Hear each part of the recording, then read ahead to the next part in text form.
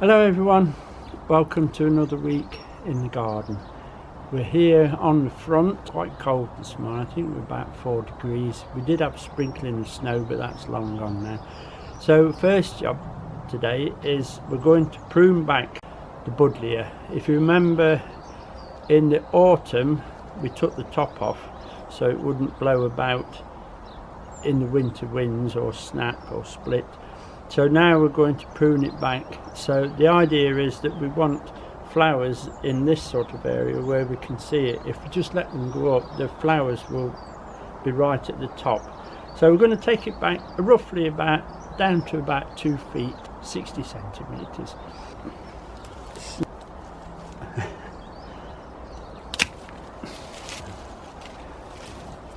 I'll just open it up a little bit and then you'll be able to see where I'm cutting it at. It has actually just started to snow a little, so we'll get on as quickly as we can.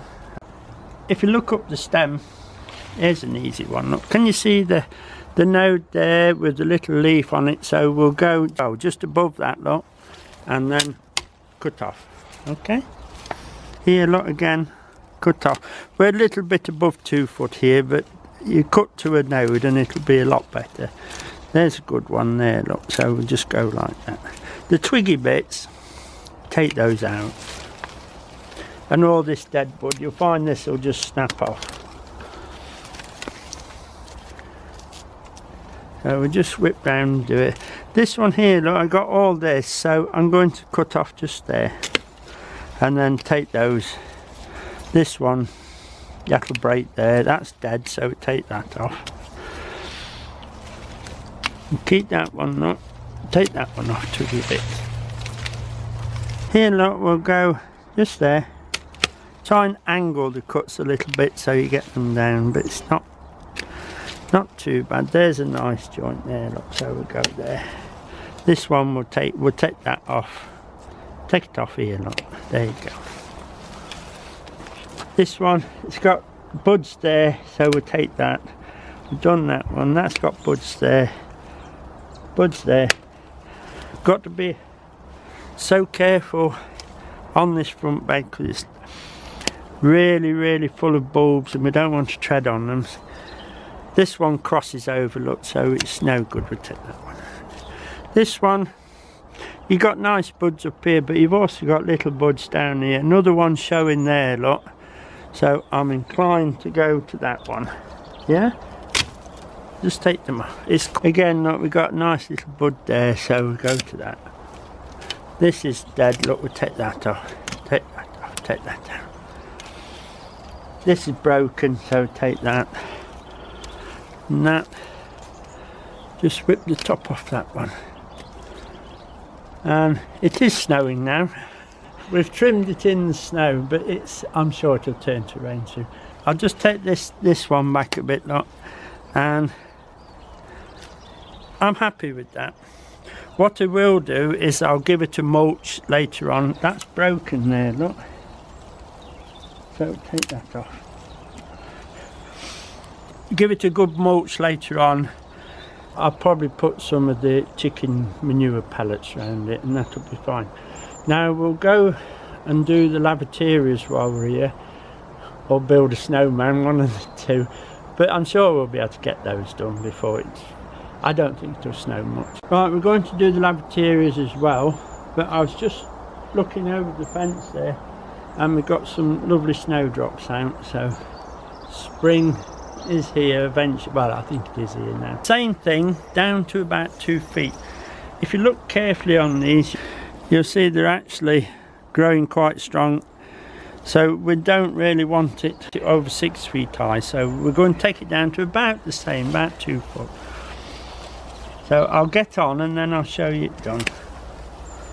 If you have summer flowering shrubs like the lavatera and the buddleias that will flower on this year's growth, now's the time to trim them back. It's best to do it weather permitted, but this is one of those jobs, as soon as you get it done, because they will be raging away. And you always find that lavatera especially is very soft wood, and if they get too big they will fall over or split. and then the disease gets in and you'll have lots of trouble. So a little bit of cutting now and it's done. So I'll finish this one and that one and then show you them both done, okay, because it's getting very, very cold. Right, I've cut the lavateras back, but just looking down, this is Euonymus, emerald and gold. Now occasionally you get these green bits growing into them, so any time while you're going past with your secateurs and you see the green, it's best to take it out, else you'll finish up with a green bush instead of a golden one. So we'll just take those out. I'll put them with the rubbish. That's fine. Later on I'll come and just trim this, but I don't want this growing in. So as far back as you can and just take those green bits out. There's another bit here, look, you see. You don't want those in. So there's the green. This is what we want here. This is the emerald and gold, which is very nice, but we don't want the green one. So we'll take that out. And as I say, later on I'll just bring the shears and just trim the top, but this time of year, no.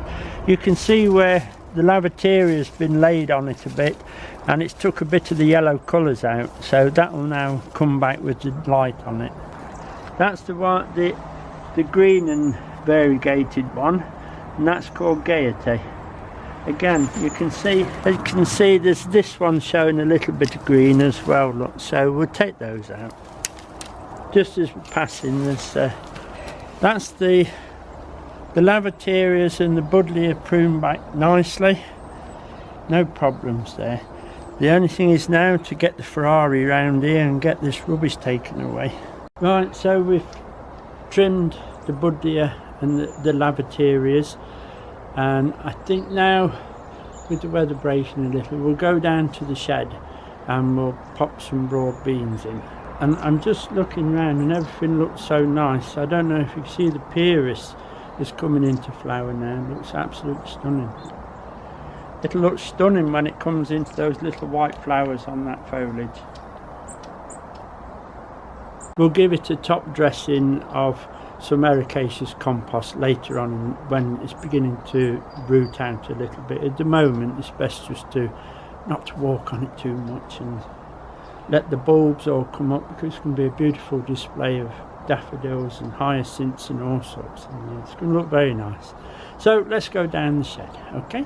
I was just having a little cup of tea then. Right, the broad beans. The ones I'm using are, I'm using broad bean Robin Hood. I find that they are a dwarfer variety, but it's been a little bit exposed down the garden.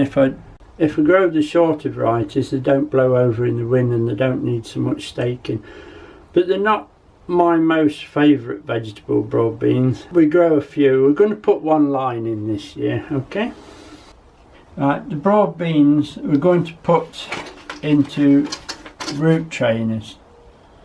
These are usually used for tree seeds, so that they actually grow the taproot of the tree down, so they start. But they're ideal for beans and peas, etc. So it's just a case of clipping them together, and then when they're all clipped together, the idea is when you come to set them, you just open them up and you can take them out and plant them. And you can use it again and again. They're not the thickest, but they'll be fine. So I'm just doing one block of them. I put them in this little basket just to make sure that they stay upright and keep them together. And I popped a half tray in there just to keep them that side. Now the beans, they're a cool season crop. That means that they'll grow until the temperature gets to about 15 degrees Celsius. Then they'll stop growing. So the idea is to get them in early and grow them while it's nice and cool through the spring. When they've got the flowers set in, it's best to take the top out or you'll get a bit of black fly on them. So we're going to plant them ideally inch and a half down on the edges. I'll show you how we do them. As I say, we're not going to plant a lot. There's your broad bean seed. What will happen is we'll plant them on the side, and what happens is that it'll actually germinate from there, and these are open, and the stem will come out like that. So if you plant them like that, it gives it a good start to be able to lift out. Plant them on the sides, then they've got to turn, but it's not that important, but it makes life easier for the bean. So we'll just pop these in and then we'll top off. I'm using joining in seed and potting again, like we did for the seeds. Now if you see one that's damaged or chipped badly, don't use it, reject them. So I'll just get these in and then I'll show you them done. There you are, they're all put in. Now I should just top them up with compost, firm them a little bit, give them a drink of water, and they will stay in this shed until they start to germinate, and then I'll take them up to the cold greenhouse. The only other thing is this one we rejected, look, because it's broken. Always keep your eye out for broken or marked seed. Don't put them in, it'd be a waste. So we'll top these up with the same compost as what we've used, and then just champ them down a bit. Don't want that lump. It's easily broken, look, it's not. It's very good compost.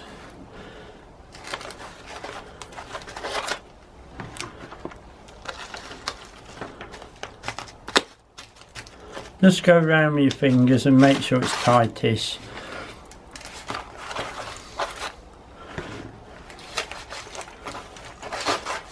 They're usually no problem, raw beans. You might get a bit of black fly on them, but take the tops out as soon as you can, as soon as you've got the flowers up, and they'll be fine. Not my favourite of crop, but I have friends and family who like them, so I'll grow them one row.